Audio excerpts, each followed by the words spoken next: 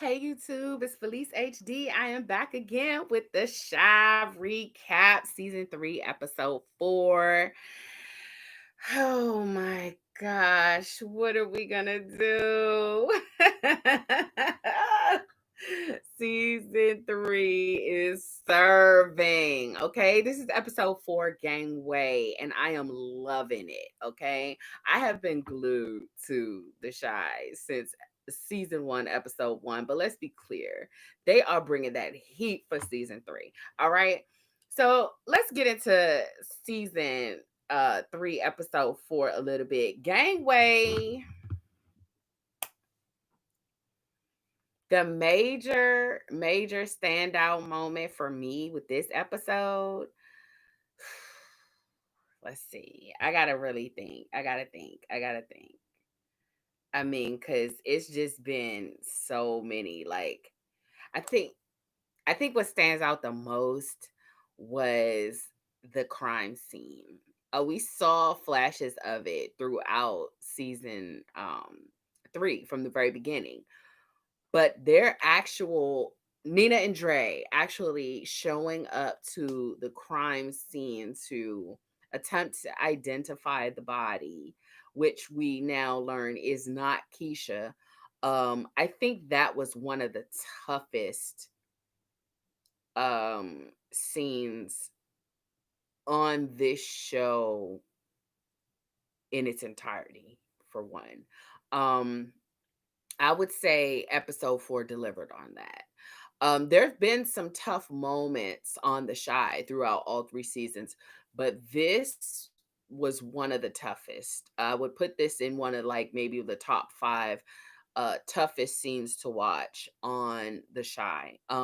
It was definitely monumental to the storyline because we see how everyone has been impacted by this discovery.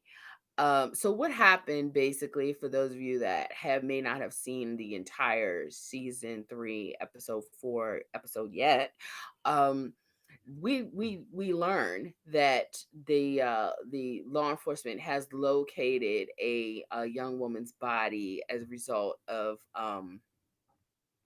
Ronnie pulling up, and he's not letting up.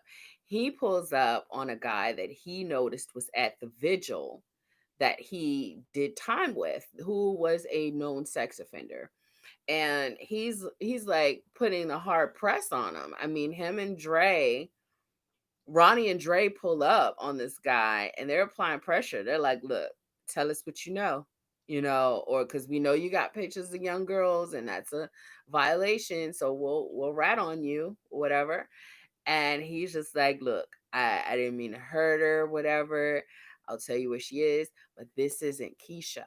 So they discovered the body of another young lady who unfortunately didn't make it. But that scene when Dre and Nina are walking up to the crime scene and not knowing at that point whether it's Keisha or not, that was a lot. And I think it was a lot for Nina anyway to see someone's child laid out like that because she is so upset about the fact that Keisha is gone right now that I think that just made it even worse. I think that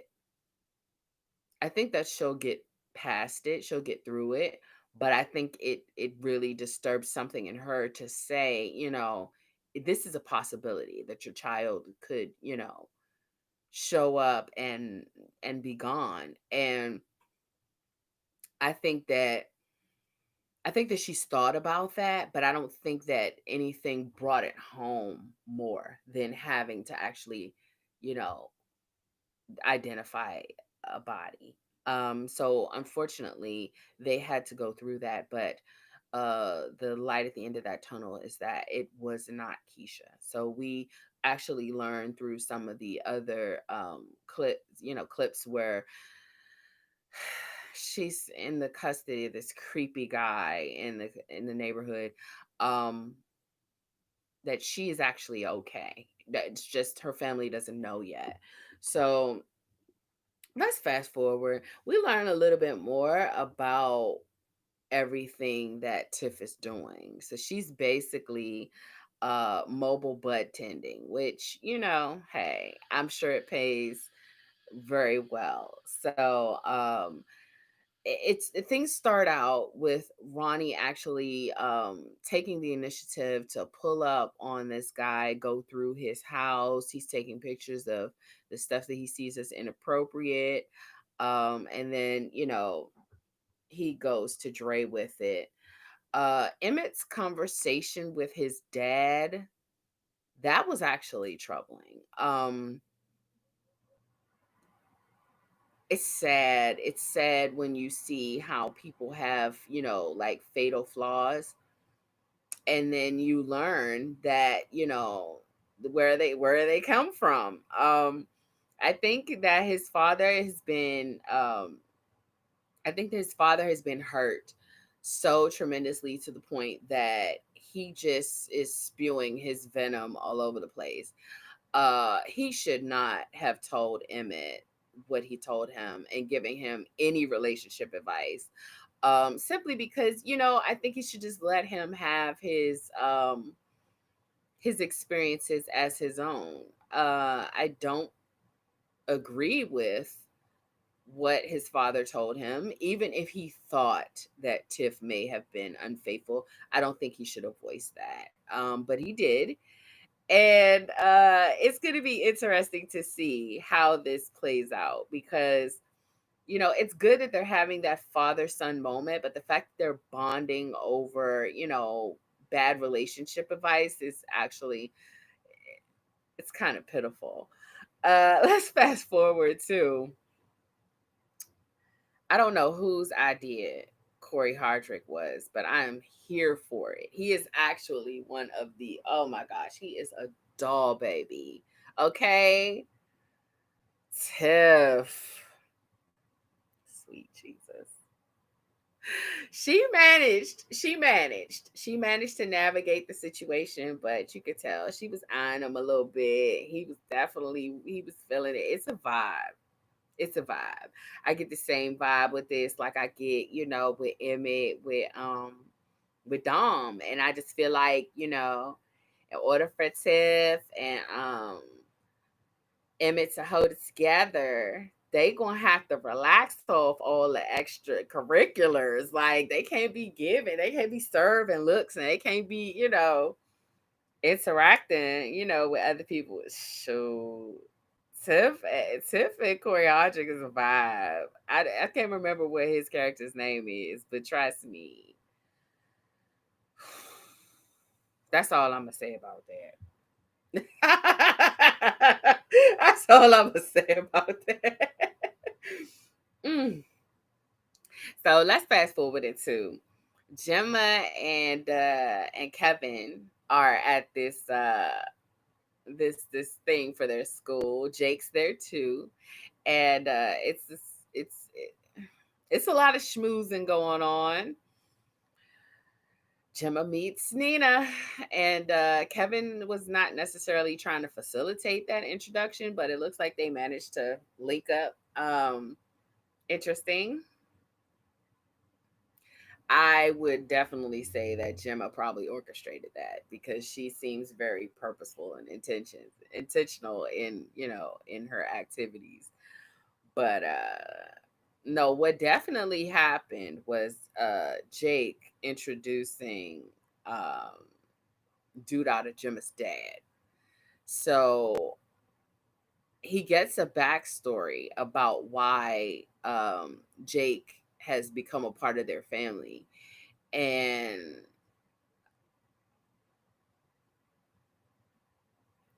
it just feels like this is going to become a meeting of the minds. They definitely have a lot of similar visions for the community and a lot of different things they express. So I think they share a lot of the same viewpoints. Um, I thought it was interesting how, they're like the center of attention here, you know? It's like everybody just kind of standing around hanging on their every word. So these are definitely power players. These are definitely influential people in not only the community, but in their own circles. We go into the worship ceremony where Papa's dad invites the congregation to hear a word from Camille. And I thought her, I wouldn't say it was a speech. I think it was more of an attempt to bridge the gap. I think it was definitely relevant, you know. A lot of the issues that were raised are things that are commonly uh common observations of inner city life and realistic ways to confront them.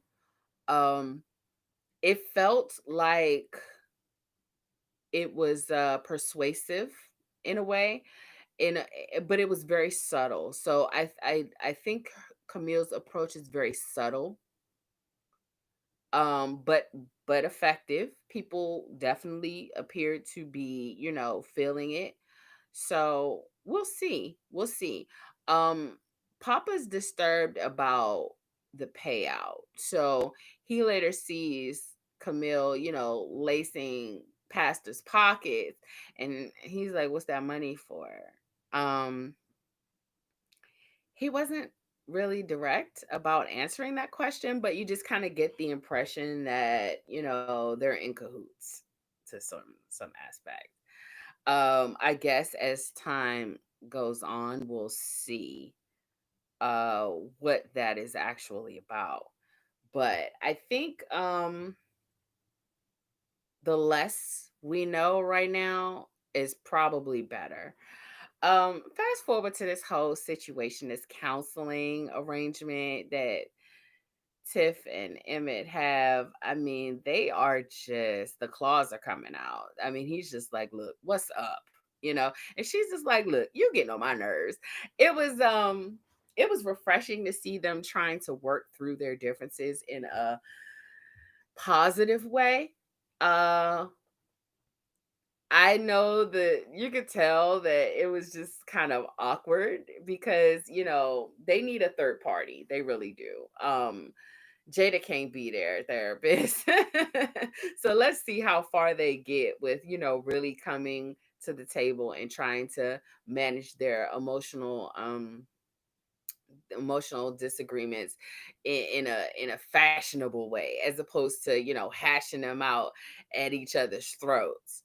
I think this is a sign of maturity and really trying to do what's best for their relationship so that they can be a good, healthy family for their son.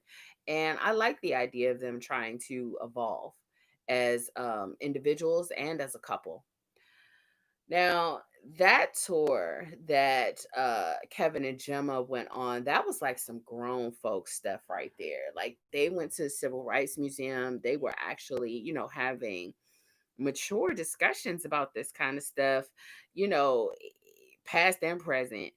But Gemma was like, look, I'm not cool with how they made Nina Simone look. I'm gonna, go formally with letting that be known. And he was like, let's go. They got that fire starter energy.